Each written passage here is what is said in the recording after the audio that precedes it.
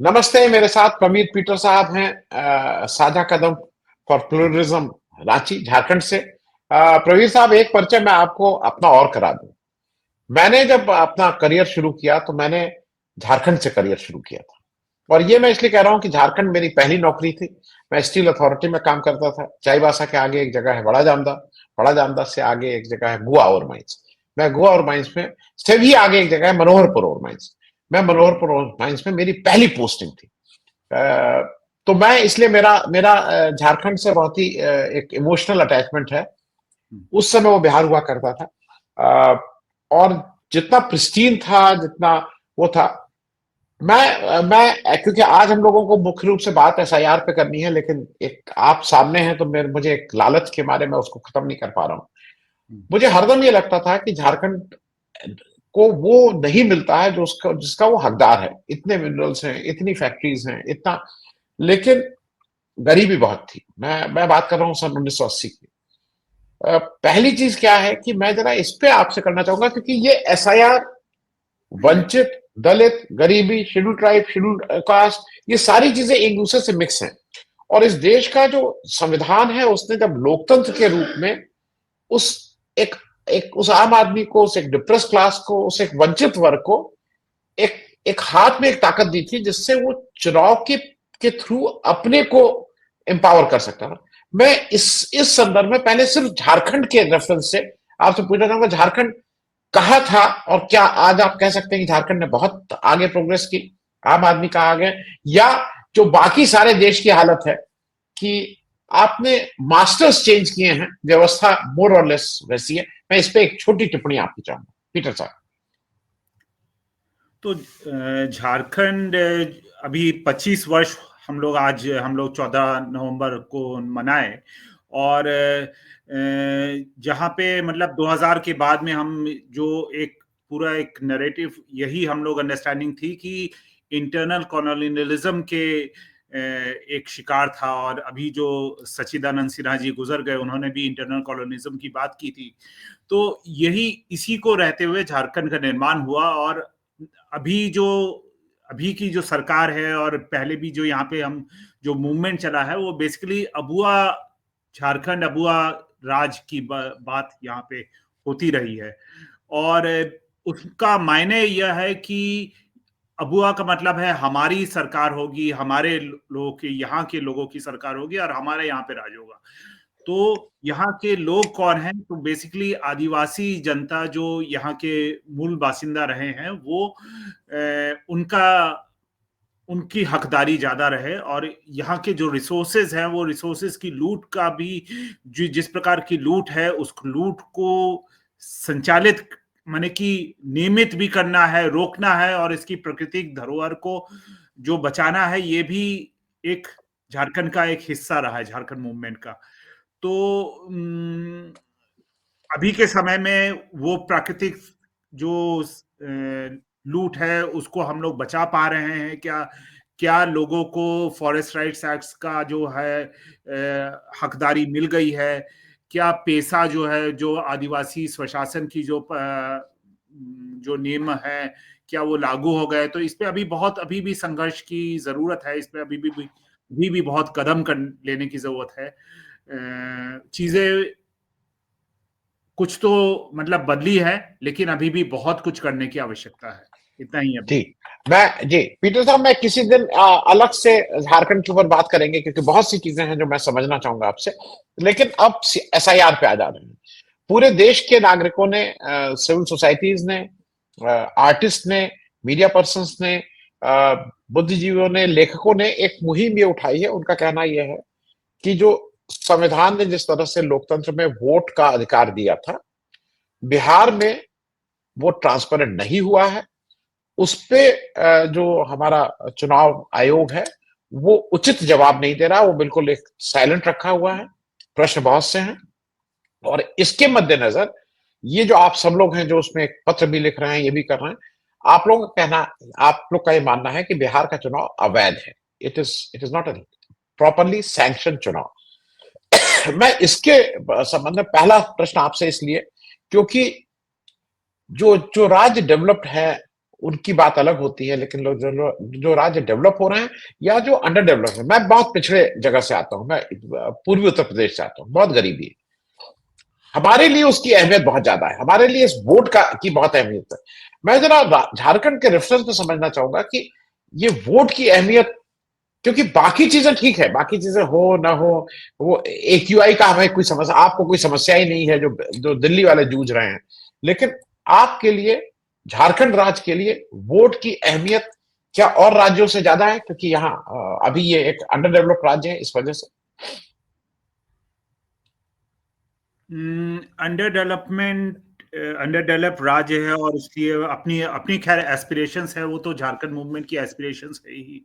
लेकिन देखिए, पिछले 2 वर्षों से भी हम लोग यहाँ सामाजिक कार्यकर्ता है और हम लोग सब लोग मिलके यहाँ की भी डेमोक्रेसी को मतलब बचाने की कोशिश कर रहे हैं, क्योंकि जो खतरा जो पूरे देश में है वो जो जो वोट पॉलिटिक्स है और जो पावर पॉलिटिक्स है उसमें उसमें जो जो रियल जो लोग नेतृत्वकर्ता बनने चाहिए वो उभर के नहीं आ पा रहे हैं। और इस पार्टी पॉलिटिक्स में क्या है कि पार्टी पॉलिटिक्स में पैसे का बहुत खेला है, और इसलिए जो है इसलिए जो स्वशासन की जो बातें हैं, मतलब स्वशासन की बात जो हम कहते हैं कि एक तरह से लोगों की निगरानी हो सके, लोगों की निगरानी, लोग अपनी जो जगह पे और यहाँ पे हम वोट के अधिकार की बात कर रहे हैं कि लोग निगरानी कर सके कि हम जो लोगों को वोट दे रहे हैं उसकी हम निगरानी कर सके, उसको हम तय कर सके कि जो जिसको हम वोट दिए हैं वो ही जीते। तो इसलिए जो है इसलिए, और शायद पता नहीं आपने एसआईआर का अभी जिक्र किया कि नहीं किया, लेकिन एसआईआर क्या भी, क्या हाँ, एसआईआर तो पिछले 2 विधानसभा और लोकसभा के इलेक्शन में हम लोग कार्य किए हैं। इसीलिए कार्य किए कि हमको लगा कि अभी का लोकतंत्र जो है वो बचाने की आवश्यकता है, और एक एक करके जहां पे भी विपक्ष की सरकार है उस विपक्ष की सरकार को गिराने की कोशिश हो रही है। विपक्ष के वो जो फेडरलिज्म है वो फेडरलिज्म के नियमों का उल्लंघन करते हुए जो केंद्र है, केंद्र अपना मेजॉरिटेरियन जो कॉन्सेप्ट से, मतलब जो जीत है उसकी, उस जीत का वो गलत फायदा उठा रहा है, और सारा जो इंस्टीट्यूशंस है, चाहे वो ईडी हो, एनआईए हो, उसको एक तरह से लोगों की आवाज को बंद करने की कोशिश हो रही है, चाहे करप्शन का मामला देखा, ईडी का छापा मरवा के। तो इसलिए हम लोग ज्यादा पिछले 2 वर्षों में सचेत हुए हैं, और इसीलिए हम अभी आने वाले कुछ 10 दिनों के बाद ही हम झारखंड में एसआईआर पे एक बैठक कर रहे हैं। और संगठनों की एक छोटी बैठक हुई थी, लेकिन अभी एक बड़ी बैठक एसआईआर पे यहाँ पे होने वाली है। करीब 100 साथी लोग रहेंगे, और हम लोग क्योंकि मानते हैं कि 12 राज्यों में, उन 12 राज्यों में अभी हमारा नाम नहीं है, लेकिन जी, नंबर तो सभी का आने वाला है, सबका इसलिए आएगा, हमारे सबका आएगा। जी, नहीं पीटर साहब, मैं इसलिए भी इसको पूछ रहा हूं कि एसआईआर, देखिए जो हमारा संविधान है उसने बहुत स्पष्ट कहा है कि इस देश का जो भी हम पैदा हुए, हम यहाँ पे रहते हैं, मुझे वोटर बनाने की जिम्मेदारी इलेक्शन कमीशन की है, मेरी जिम्मेदारी नहीं है, मैं कोई एप्लीकेशन फॉर्म नहीं भरूंगा, इलेक्शन कमीशन का व्यक्ति आएगा और वो मेरा नाम अपनी वोटर लिस्ट में चढ़ाएगा। ये हमारे यहाँ, हमारे संविधान ने हमें ये व्यवस्था दे रखी थी।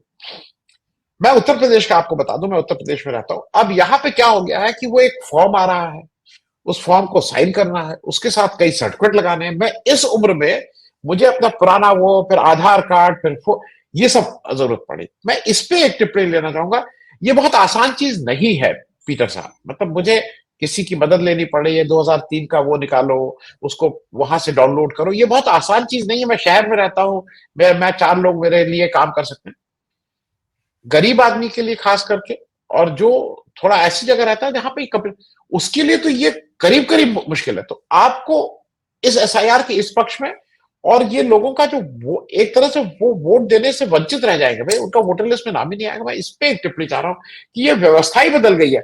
इलेक्शन कमीशन की जगह मेरे ऊपर यह जिम्मेदारी हो गई कि मैं अपना नाम इलेक्शन वोट तालिका में लगाऊं। बिल्कुल सही बात है।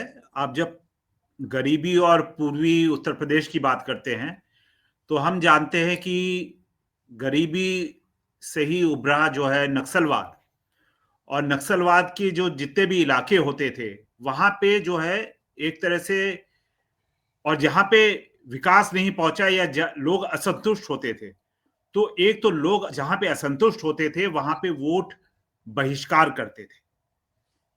वो जमाना हम याद करते हैं 25-30 वर्ष पहले कि कई जगहों पे वोट बहिष्कार करते थे। और जहां पे फिर नक्सल आंदोलन बढ़ा, अभी के समय में माओइज्म जो है जिसको हम बोलते हैं, वहां पे वहां की जो पार्टीज भी, जो जो माओइस्ट वो ग्रुप थे, उन्होंने भी समूहों को बोला कि आप वोट ना दे। ऐसा भी वहां पे उन्होंने इस तरह का मैसेज फैलाया। अगर अभी जो है वोट का जो अधिकार है, वो वोट का अधिकार इलेक्टोरल कमीशन ही जो है, चुनाव आयोग ही उनसे छीन लेगा, और उनको प्रूव करना होगा कि आप अपना दस्तावेज लाओ तभी आप वोट डाल सकोगे। तब गरीब आदमी क्या सोचेगा? गरीब आदमी यही समझेगा कि मुझे जो है जितना अपनी मेहनत की रोटी कमानी है, जो अपना कागज लेके जिला ईआरओ के पास जाना है, इससे तो अच्छा मैं अपनी ईट भट्टे में काम करूं जाके, यहाँ से पलायन, मैं अपना अपना परिवार के लिए कमाना है तो मैं अपना ईट भट्टा में ही काम करूंगा, और मैं अगर गुजरात में सूरत में गया हुआ हूं तो वहीं पे मैं अपना काम करता रहूंगा, क्योंकि मुझे अपने परिवार का पेट भरना है। तो इस प्रकार से तो वोटिंग परसेंटेज तो काफी कम हो जाएगी, और मैंने इलेक्टोरेट की ही कम हो जाएगी, क्योंकि लोग सोचेंगे कि वोट हमारा अधिकार, क्या वो वोट को दायित्व के रूप में भी नहीं समझेंगे। ये दायित्व मैं क्यों लूंगा? क्योंकि मुझे अपने परिवार के लिए कमाना है, और इसलिए इस दायित्व के लिए ये जो वोटिंग का जो दायित्व है, ये इसी वो तभी निभा सकते हैं जब उनको वोटिंग का राइट दिया जाए। और वो स्टेट ने एक बार दे दिया था, राज्य ने एक बार दे दिया था, सबने अपने बना लिए थे सिस्टम कि हम लौटा करेंगे, हम काम करने बाहर जाए, उसके बाद भी हम वोट के समय में वहां रहेंगे, कि हमारा जो परिवारों को जो इधर जो क्षेत्र का विकास हो रहा है उसमें हमारी निर्णायक एक भूमिका रहे। तो जी मैं ये कहना चाहूंगा कि कई लोग हैं जो सचेत लोग हैं, वो लोग तो अपना वोट का अधिकार स्टेक अपना एस्टैब्लिश करेंगे, लेकिन जो निरीह जनता है वो सोचेगी कि मैं इसमें क्यों फंसूं। तो ये भी बात है। तो जी इससे जी अपना इलेक्टोरेट कम होगा और चुनाव आयोग का जो परफॉर्मेंस है वो भी कम होगा। जी। मैं पीटर साहब, एक नई समस्या और उत्तर प्रदेश में सामने आ रही है, बाकी इस बाकी राज्यों में भी आ रही है। बीएलओ मूल रूप से दूसरा सरकारी, वो कहीं टीचर है या मूल रूप से वो पंचायत अधिकारी है, या उसका वो सरकार के कुछ और काम के लिए उसकी नियुक्ति हुई है, उसका काम कहीं पढ़ाना है, कहीं कुछ है। अब उसको बीएलओ का एक काम और दे दिया जाता है जिसमें उसको महीने का 1,000 रुपया, साल का 12,000 रुपया मिलता है। एक पोलिंग स्टेशन में उसको घूम घूम के देखते रहना होता है। और ये चूंकि एक पोलिंग स्टेशन में 1200-1300 वोट होते हैं, 300-400 परिवार होते हैं, तो वो उसको मैनेज कर लेता है। अब जो ये सरकार ने आया है कि एसआईआर जो लाया है कि 30 दिन के अंदर ये करो, 30 दिन, उनके ऊपर इतना प्रेशर है कि उत्तर प्रदेश में लोग आत्महत्या कर रहे हैं, लोग रिजाइन कर रहे हैं, उनके ऊपर एफआईआर हो रही है। मैं एक और समस्या आ रही है और आने जा रही है, जहां पे इस बीएलओ के सब कुछ अच्छे होने के बाद भी अगर किसी का नाम वोटर लिस्ट से कटेगा तो उसके सामने तो चुनाव आयोग का मतलब बीएलओ होगा, और उसका खामियाजा चुनाव आयोग में तो ज्ञानेश गुप्ता जी बैठे हुए हैं दिल्ली में, कहां तक कोई उनसे तो राहुल गांधी नहीं मिल पाते हैं, तो आम आदमी का तो छोड़ ही दीजिए। बीए इस आम आदमी का सारा गुस्सा उस बीएलओ पे होगा। इससे भी ये भी एक चीज होने जा रही है जो उत्तर प्रदेश में साफ साफ दिखाई दे रहा है। मैं इस पे एक आपकी टिप्पणी चाहूंगा। जी देखिए, बीएलओस पे प्रेशर तो अभी देखिए यहाँ पे ऑफिशियली एसआईआर यहाँ पे चालू नहीं हुआ झारखंड में, लेकिन अभी भी यहाँ पे बीएलओस की ट्रेनिंग हो गई है, और एक तरह से वो लोग भी, मेरे पास भी फोन आया कि आपका 2003 में नाम नहीं था, शायद नहीं दिख रहा है, तो आप अपना माता पिता का कुछ सबूत लेके आइए, तो इस तरह का कुछ डॉक्यूमेंट, तो इस तरह की चीजें तो है प्रेशर, लेकिन यहाँ पे प्रेशर नहीं है अभी, तो अभी क्योंकि यहाँ पे SIR चालू नहीं है झारखंड में। लेकिन ये जो बंगाल में होके आया, बंगाल में देख रहे हैं, वहां पे BLOs पे काफी प्रेशर है। और देखिए मूल बात तो एक फंडामेंटल बात यही है कि ठीक है, रिविजन्स होते रहना चाहिए, रिविजन्स की प्रक्रिया होती रहनी चाहिए, लेकिन ये जो एक टारगेटेड टाइम पीरियड है 3 महीने का, 4 महीने, ये तो बहुत ही शॉर्ट पीरियड है ना। आप 1 साल में क्यों नहीं करते SIR? आप 1 साल में कीजिए, है ना। तो इस तरह से, और लेकिन SIR की यहाँ पे जो मूल ऑब्जेक्शंस है, हमारी मूल ऑब्जेक्शन एक तो है कि हम क्यों भाई ये एन्यूमरेशन फॉर्म भरेंगे, एक ये मूल ऑब्जेक्शन है, और दूसरा ऑब्जेक्शन ये है कि हम डॉक्यूमेंट्स क्यों सबमिट करेंगे, है ना। तो ये दस्तावेज दिखाइए जो अभियान जो झारखंड में माने पूरे देश में चलाने की कोशिश है, ये एकदम गलत है। और BLOs, हाँ, BLOs के बारे में मैं ये भी बोलना चाहूंगा, यहाँ पे तो आंगनवाड़ी कार्यकर्ता जो है वो आंगनवाड़ी कार्यकर्ता BLO है। अब वो अपना काम छोड़ के, हाँ, साक्षरता भी, हाँ, कई जगह पे टीचर्स भी है, कई जगह पे टीचर्स है, बंगाल में टीचर्स है, यूपी में भी टीचर्स है। तो फिर साक्षरता भी एक बात आती है जहां पे वो कितने डॉक्यूमेंट्स चेक कर पाते हैं इस प्रकार की चीजों को, और अपलोड करना है उनको फिर। तो ये जो टारगेटेड चीजें हैं ये शायद बहुत ही जायज नहीं है BLOs के लिए। और इतने, ये तो एक तरह से जुल्म हो रहा है जो हम लोग देख रहे हैं। करीब करीब 30 मौतें हो चुकी हैं अलग अलग राज्यों में, और ऐसा नहीं है कि बंगाल, यूपी, राजस्थान, केरला में, तमिलनाडु में, हर एक जगह का कुछ कुछ 5, 6, 2, 3 ऐसे मौतें हो चुकी हैं। और वो एक प्रेशर है कि BLO के ऊपर कि आप काम कीजिए, इसको टारगेट को पूरा कीजिए, है ना। जी जी जी जी। मैं बस चलते चलते एक चीज पीटर साहब बता दूं, क्योंकि मैं कई बार इसको रिपीट किया हूं, फिर से रिपीट कर दूं।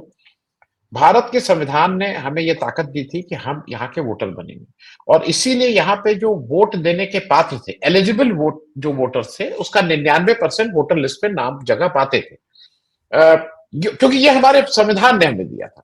लेकिन बिहार का जो अभी इलेक्शन हुआ है उसमें जैसा कहा जाता है कि 8 करोड़ 25 लाख लोग एलिजिबल वोटर थे, जगह पाई 7 करोड़ 45 ने, 80 लाख लोगों का नाम वहां से गायब था। मैं इस पे एक बहुत छोटी टिप्पणी, क्योंकि 80 लाख, करीब 90% लोग आ गए हैं।